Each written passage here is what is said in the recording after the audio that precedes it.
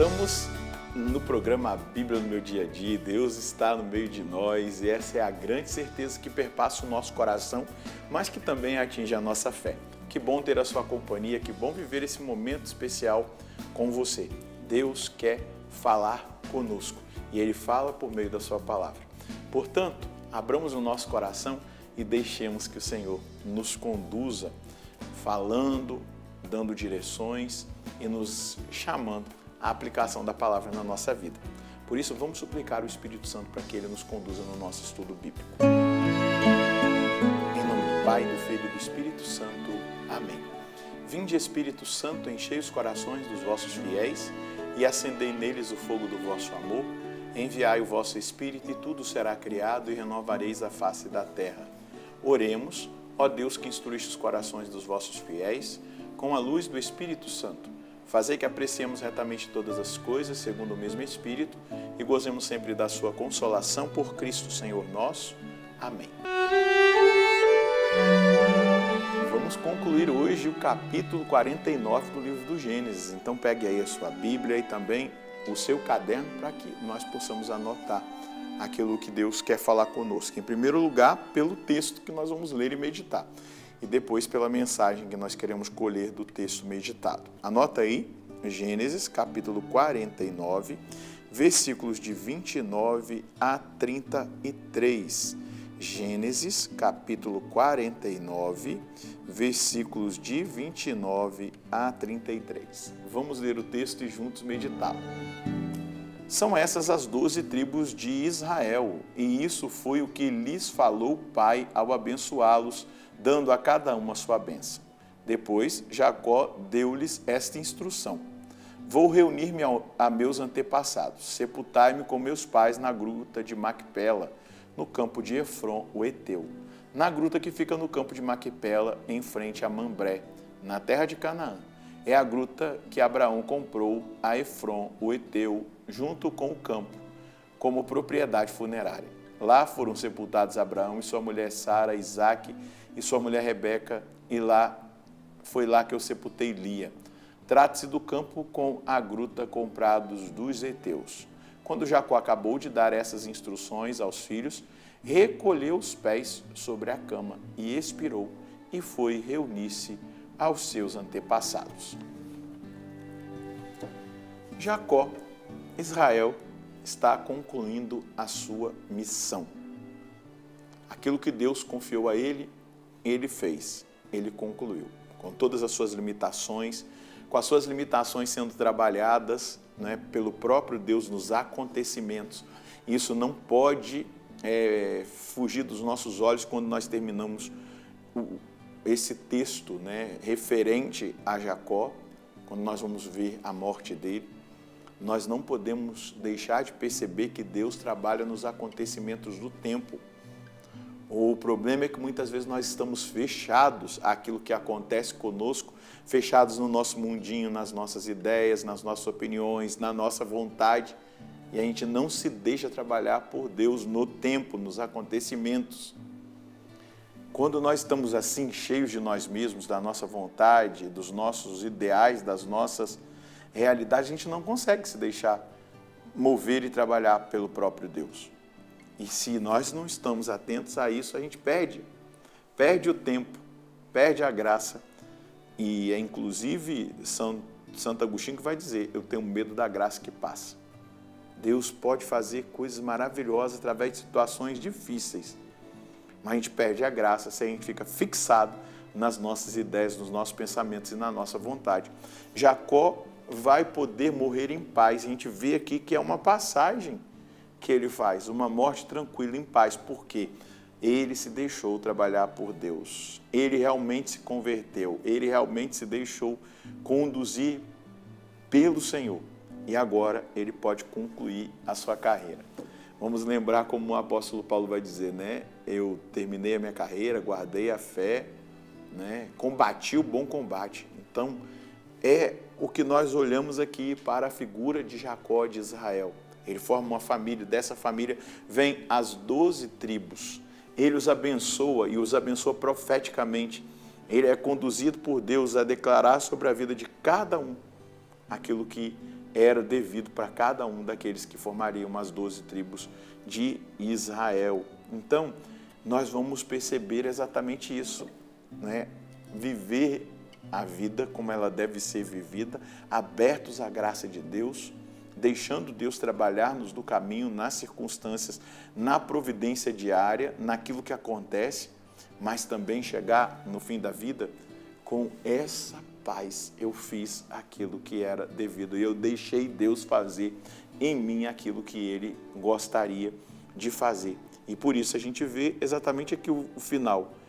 E enquanto Jacó acabou de dar essas últimas instruções aos filhos, ele encolheu os pés sobre a cama e expirou. Morreu em paz. Olha a tranquilidade. E foi reunido ao seu povo. É claro, aqui ele pede para ser sepultado lá na gruta de Macpela, gruta essa comprada por Abraão para sepultar a sua esposa Sara. Lá também nessa gruta foi sepultado Abraão, depois Isaac e Rebeca. Também ali ele já tinha colocado Lia, sepultado Lia, e ele vai dizer, eu preciso estar sepultado lá na terra de Canaã, na terra prometida, do Deus que fez a obra na minha vida. Exatamente para mostrar essa comunhão com a vontade de Deus e com a promessa de Deus. Deus prometeu uma terra, e é nessa terra que eu quero estar sepultado. Não quero estar sepultado aqui no Egito. Eu quero estar sepultado sob a promessa de Deus. Um Deus que cumpre todas as suas promessas. E isso é fundamental para que o meu coração e o seu coração esteja tranquilo diante de Deus. Mas deixa eu falar algo para você. Uma das grandes dádivas da vida espiritual, e aí os místicos, aqueles que estudam sobre a teologia espiritual, aqueles que são confessores e também diretores espirituais, indicam um caminho muito assertivo de santificação, que é a meditação da própria morte. Inclusive, Santo Afonso Maria de Ligório tem um livro de preparação para a morte. É muito profundo. Isso parece muito estranho, porque a morte é um grande drama para nós, não é verdade? Perder pessoas, pensar na própria morte, mas isso é salutar. Sabe por quê? Porque nos coloca no caminho de uma santificação, de uma conversão tão profunda e de uma santificação tão radical, porque nós vamos morrer, não sabemos como, quando e como, mas nós precisamos estar preparados. E estar preparados é resolver os processos interiores que não estão resolvidos ainda. Reconciliação, processos em relação à família, talvez uma boa confissão, não é, geral, de olhar ali, vasculhar a nossa vida, preparar-nos para a morte. Estar preparado para a morte é estar no lugar onde Deus quer que eu esteja. Acolher a vontade de Deus, é viver a vontade de Deus. Estar preparado para a morte é viver a vida espiritual como ela deve ser vivida, com toda intensidade, prioridade. Estar preparado para a morte é todos os dias acordar com o desejo de crescer espiritualmente, amadurecer humanamente. Estar preparado para a morte é ter a coragem de conhecer-se a si mesmo e trabalhar ali as fraquezas, os vícios, os pecados dominantes. Estar preparado para a morte é ter contato cotidiano com a palavra, que nos indica o caminho da vida eterna. Estar preparado para a morte, para morrer em paz, é exatamente viver essa experiência profunda, enraizada em Cristo, na palavra, mas também na vivência dos sacramentos, da Eucaristia, que vai nos deificando a cada dia e nos fazendo participar deste céu que começa aqui, mas também da adoração, da confissão sacramental. Estar preparado para a morte é ter uma comunhão profunda com a Virgem Maria. E aos seus devotos, ela mesma os leva até a presença do seu Filho Jesus Cristo. E aos seus devotos, diz a piedade popular, algumas revelações de santos, a Virgem Maria vai até no purgatório nos sábados para buscar os seus devotos. E geralmente os devotíssimos da Virgem Maria ou fazem a sua Páscoa no sábado ou numa festa de Nossa Senhora. Portanto, olhar para o final da vida de Jacó e vê-lo preparado para encontrar-se com os seus antepassados e viver esse momento de uma maneira tão tranquila, é perceber que ele entrou no processo de Deus e que ele estava preparado. O que nós podemos colher de mensagem de Deus hoje? Eu vou colocar: eu preciso estar preparado todos os dias para o meu encontro com o Senhor.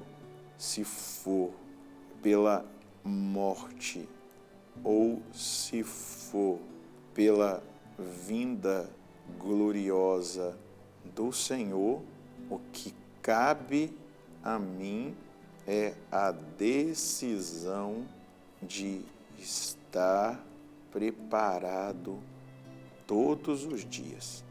Isso diz de reconciliação com as pessoas que me feriram e as que eu feri, diz de viver em estado de graça, ou seja, sem pecado mortal, com a vida espiritual em constante progresso. Essa é a mais pura verdade. Se Jesus não vier, eu irei. É isso. É um caminho de santidade. Preparar-se para a morte é um caminho de santidade. Meditar sobre a nossa morte é um caminho de santificação. Começa a fazer isso. Começa a colocar as coisas em ordem. Deixa a sua malinha preparada para a viagem todos os dias. Se Jesus vier na sua segunda vinda, nós estaremos preparados. Se Ele nos chamar na nossa morte, na nossa Páscoa, nós também estaremos preparados. Vamos rezar? Senhor, muito obrigado pela palavra de hoje. E a vida de Jacó é uma inspiração para a minha vida. A sua morte é também uma inspiração para mim, para os meus irmãos hoje, de termos a coragem de olhar para nós mesmos e nos preparar. Mas olhando para nós mesmos, sermos sinceros. Será que se o Senhor me chamar hoje, eu estou preparado com todas as coisas no seu devido lugar? Me ajuda a viver essa experiência, me ajuda a mergulhar nessa experiência, me ajuda a experimentar essa graça. Só o Senhor pode me ajudar a colocar a minha vida em ordem e na direção do Senhor. Conceda-me, Senhor Deus, essa graça da reconciliação com aquelas pessoas que me feriram ou que eu as feri.